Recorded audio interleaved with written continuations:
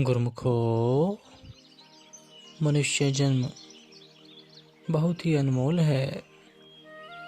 यह मनुष्य जन्म पिछले कई जन्मों के शुभ कर्मों का फल है। यह एक श्रेष्ठ प्राणी है।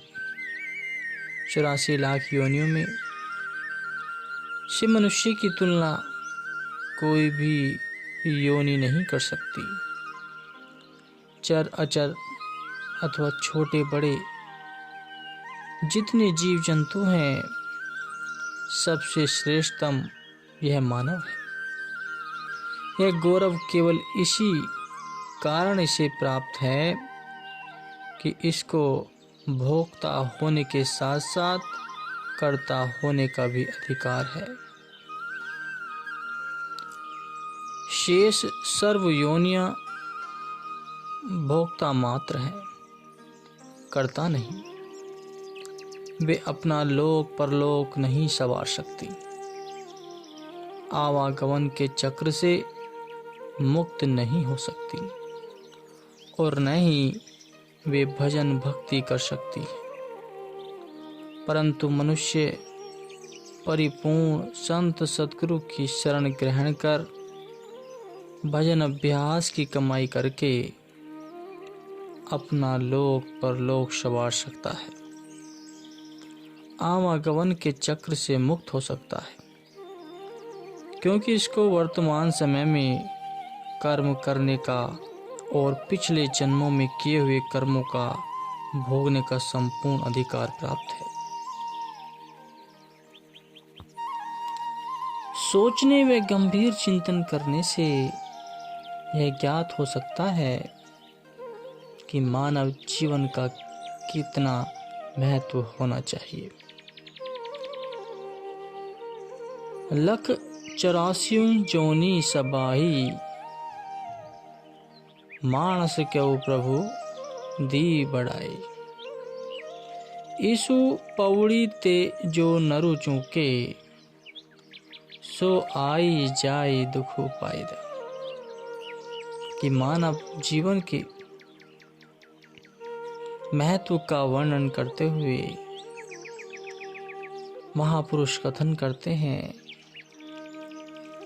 कि सृष्टि में 84 लाख प्रकार की जितनी भी योनियां हैं, उन सब में प्रभु ने मनुष्य को ही प्रमुखता प्रदान की है। अर्थात मालिक ने अपनी सृष्टि में एकमात्र मनुष्य को ही सर्वश्रेष्ठ बनाया है। इस मानव जीवन की उत्तम सीढ़ी पर पहुंचकर भी जो अपना कार्य बनाने से वंचित रह जाए और उन्हीं नीच योनियों में बारंबार जन्म लेता और मरता रहे, तो फिर यह किसका दोष है। परंतु अफसोस कि जिन नीच योनियों से अत्यंत कठिनता से मुक्त होकर जीव मनुष्य जन्म में आया था, फिर भी अज्ञानता के कारण उसी प्रकार आवागमन के चक्र में दुख भोगता रहता है। मानव जन्म को उत्तम सीढ़ी कहने का तात्पर्य यह है कि यही जन्म मालिक से मिलने तथा उनके धाम में पहुंचने का एकमात्र साधन है। सृष्टि में कुल 84 लाख योनियां हैं। जीवात्मा अपने मालिक से बिछुड़कर इन नीच योनियों में भटक रही है।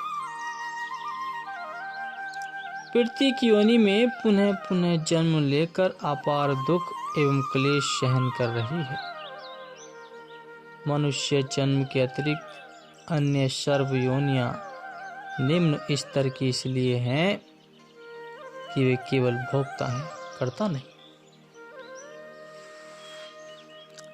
अर्थात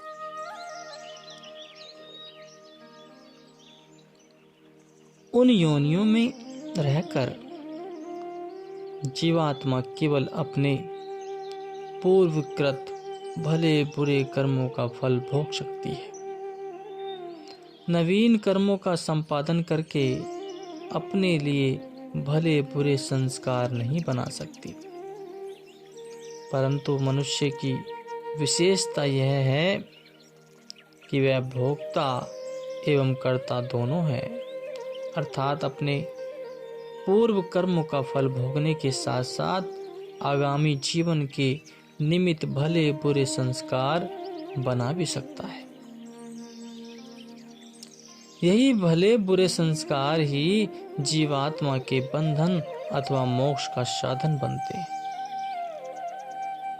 इसी मानव जन्म में जीव ऐसे उत्तम कर्म भी कर सकता है जिनके परिणाम स्वरूप समस्त शुभाशुभ संस्कारों एवं कर्मों के फंदे से मुक्त होकर मालिक से चा मिलता है और सर्वदा के लिए आवागमन के दुख चक्र से मुक्ति प्राप्त कर लेता है।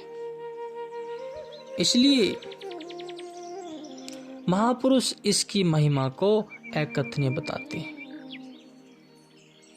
जैसे श्री रामचरितमानस में लिखा है कि बड़े भाग मानुष तन पावा, सुर दुर्लभ सब ग्रंथ ही गावा, साधन धाम मोक्ष कर द्वारा,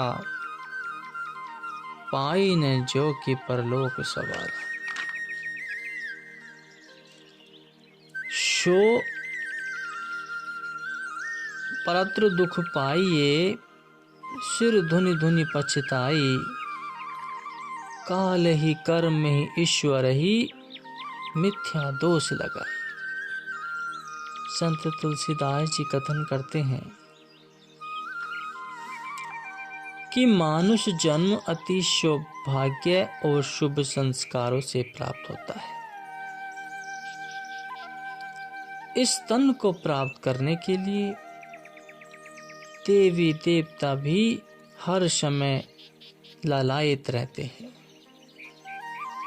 मनुष्य जैसी वह जितनी साधना इसमें करना चाहे कर सकता है, जहाँ जाना चाहे वहाँ पहुँच सकता है और जिस पद में की आकांक्षा हो वह प्राप्त कर सकता है।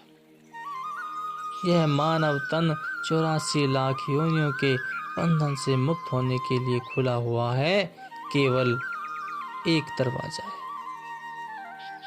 ऐसे अनमोल जीवन को प्राप्त कर जिसने अपना परलोक नहीं संवारा, तो वह अंत में सिर धुन धुन कर रोएगा।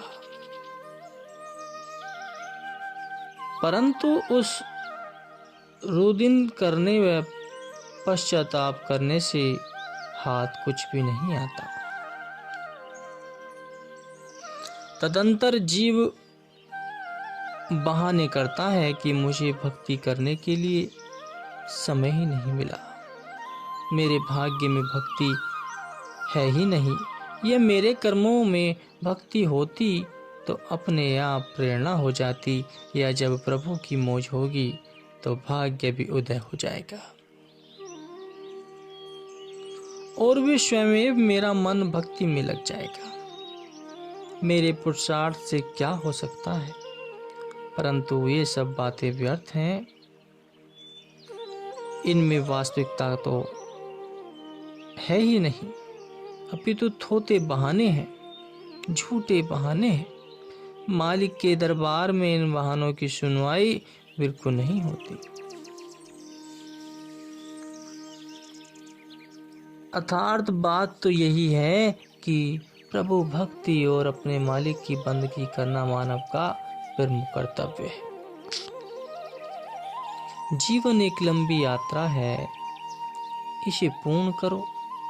जब कोई व्यक्ति एक स्थान से दूसरे स्थान तक यात्रा करता है तो वह मार्ग में अपनी सुविधा के लिए विचार करके आवश्यक सामान अपने साथ लेता है।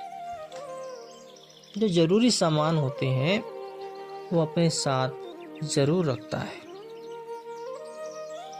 तब कहीं सुगमता से आसानी से अपनी यात्रा पूर्ण कर अपने निश्चय स्थान पर, अपने निर्धारित स्थान पर पहुंचता है। परंतु इस जीवन यात्रा का पूरक तो प्रभु भक्ति अथवा मालिक की प्राप्ति करना है। इस जीवन का तात्पर्य तो प्रभु की भक्ति करना है। यह यात्रा तो तभी पूर्णतः सफल हो सकती है जबकि इसके वास्तविक तात्पर्य व लक्ष्य को जानते हुए प्राय अनमोल समय व उत्तम तन का सदुपयोग किया जाए। इस तन या समय की कदर तो महापुरुष जानते हैं कि यह कितना श्रेष्ठ व अमूल्य है। वे तो एक एक अंग व एक एक ऋण का मूल्यांकन अनगिनत रत्नों से करते हैं। यह मनुष्य जन्म अत्यंत कठिनाइयां सहन करने के उपरांत प्राप्त होता है। इसे ऐशो आराम, खान पान आदि झूठे व्यवहारों में मत गवा, क्योंकि जब कई जन्मों के शुभ कर्म संचित इकट्ठे होते हैं तब कहीं जाकर इस अनमोल जन्म की प्राप्ति होती है। इसका प्रत्येक अंग इतना अमूल्य है कि लाखों रुपए खर्च करने पर भी नहीं प्राप्त हो सकता। महापुरुष कथन करते हैं कि चाहे तू सौदागरों से पूछकर इसकी निवृत्ति कर ले, जीव किसी एक अंग से भी पंगु हो जाए, अपांग हो जाए, तो उसके लिए चाहे कितना प्रयत्न करे, अथक परिश्रम करे, परंतु उसमें पूर्वतः वास्तविकता नहीं आ सकती। ऐसे अनमोल अंगों की प्राप्ति होने पर भी यदि मानव इससे पूर्णतः लाभान्वित नहीं होता, अपितु दरिद्रता ही बना रहता है, तो अन्य किस जन्म में धनाढ्य हो सकता है। एक बार परम संत श्री कबीर साहिब जी रमता राम भ्रमण करते हुए एक स्थान पर पहुंचे। वहां एक व्यक्ति हाथ पसारे भिक्षा मांग रहा था। श्री कबीर साहिब जी ने पूछा, क्यों भाई, सर्वांग संपूर्ण तथा इतनी संपदा का मालिक होते हुए भी तो भिक्षा मांग रहा है? तो भिक्षुक बोला, महाराज मैं तो अति दरिद्र व कंगाल हूँ। भिक्षुक बोला, महाराज मैं तो अति दरिद्र कंगाल हूँ, सारा दिन भिक्षा याचना करते करते यही व्यतीत हो जाता है और जो कुछ प्राप्त होता है उसी से ही अपनी उदर पूर्ति करता हूँ। दुर्भाग्य का मारा कोई दिवस ऐसा भी आ जाता है कि केवल वायु का ही आहार कर अपने भाग्य को कोसता हुआ सो जाता है। तो श्री कबीर साहिब जी फरमाने लगे कि अरे भाई, तुम कंगाल हो तो ऐसे करो कि मैं तुम्हें 10,000 रुपये देता हूँ और तुम मुझे अपनी एक आंख निकाल के दे दो।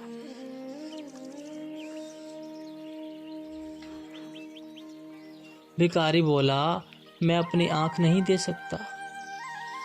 तब उन्होंने कहा, अच्छा तो 20,000 रुपये में एक हाथ काट के अथवा 25,000 में एक पाँव काट के दे दो।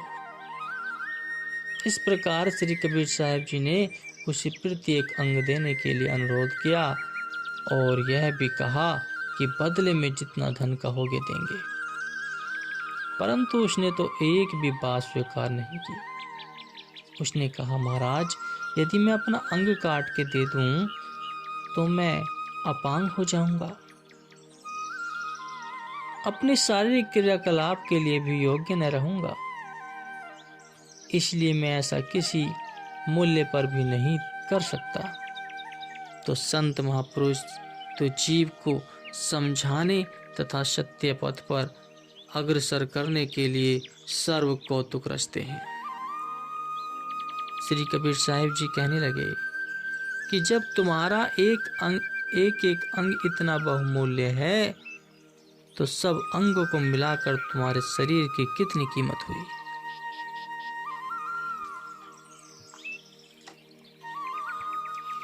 फिर तुम इतनी संपदा के मालिक होकर दरिद्र कैसे हुए? इन अंगों के साथ साथ अन्य भी कई संपदाएं मालिक ने मनुष्य को प्रदान की है, जिनका मूल्यांकन नहीं किया जा सकता।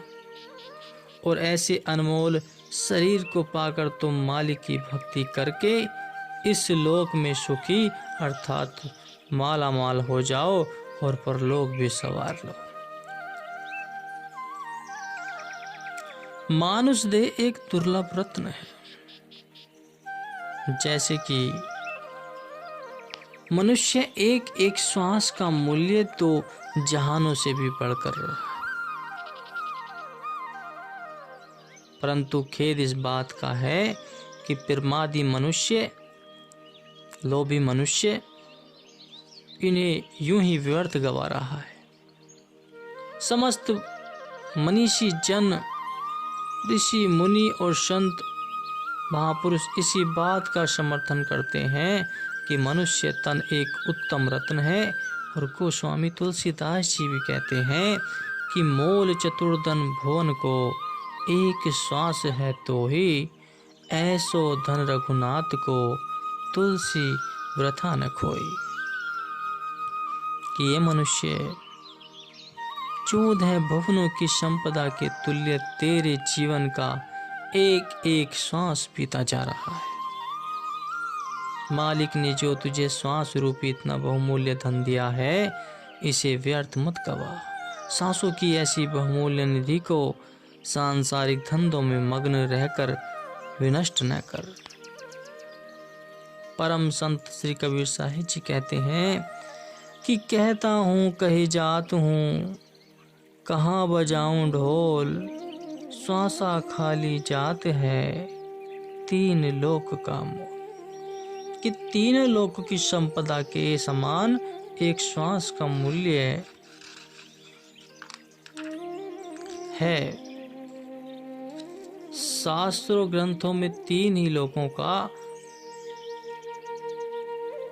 वर्णन किया गया है, आकाश लोक, मृत्यु लोक, पाताल लोक। अन्यथा सत्य तो यही है कि एक एक श्वास का मूल्य 3 लोक की संपदा से भी अधिक है।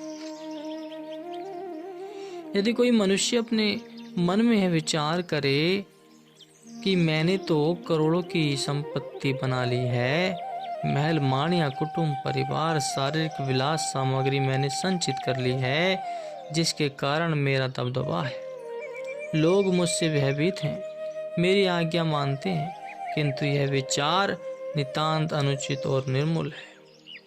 रावण से बढ़कर कोई क्या संचित करेगा, जिसके पास स्वर्ण लंका, सोने की लंका थी।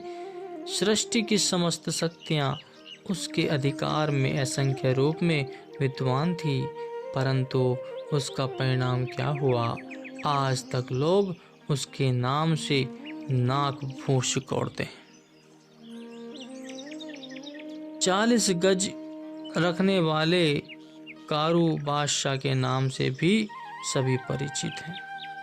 कारू के पास कितना धन था। यदि कोई धन ऐश्वर्य के बल पर काल के फंदे से बच सकता है तो वह भी बच सकता था। उसके पास तो अगणित संपत्ति थी, जिसे 40 कोस कहा जाता है। इतना धन संपन्न पुरुष होते हुए भी वह इतना लोभी था कि कब्रों को खुदवाकर मृतक शरीर के मुख से भी रुपए निकलवा लेते थे। अंत में इनका जो दुष्परिणाम हुआ उसे सब जानते हैं। इसके विपरीत नश्वरवा अमर हो गया, क्योंकि उसका निर्मल यश स्थिर है।